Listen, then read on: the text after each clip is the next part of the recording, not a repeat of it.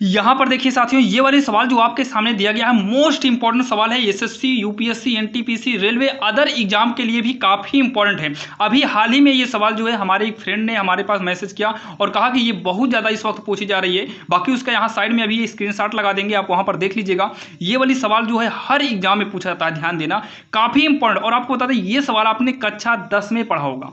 यहाँ देखिए ये सवाल जो है अभी लगाएंगे, ये सेम सवाल यूपीएससी के एग्जाम में पूछी गई है। तो यहाँ पर देखिए कैसे करेंगे, ये ऑलरेडी रीजनिंग में आ जाता है।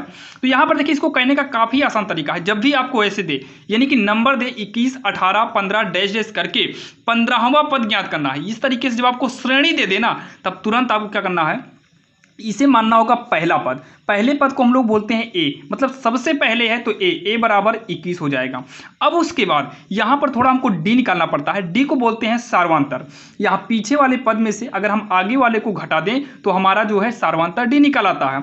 तो पीछे कितना है, 18 माइनस 21। अब यहाँ 18 में 21 को घटाएंगे तो माइनस का 3 हो जाएगा। कितना होगा, माइनस का 3 होगा।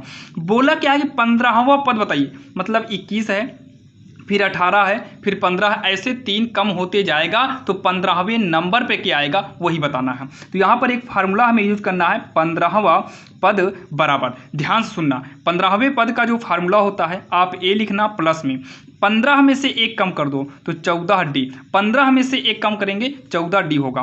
तो ए के स्थान पर हम 21 करेंगे, प्लस में 14 गुणे का डी के स्थान पर हम माइनस का 3 करेंगे।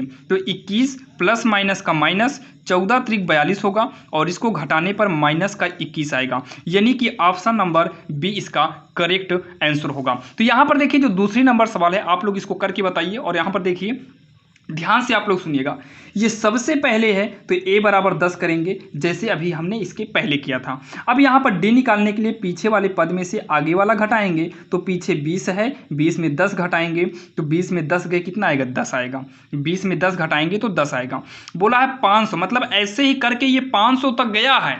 अब बताओ कि 10, 20, 30 ऐसे करते करते 500 तक गया है तो कुल कितने पद होंगे। खैर यहाँ पर आप देखिए कितने लास्ट में है, तो लास्ट को बोलते हैं अंतिम पद, यल बराबर 500।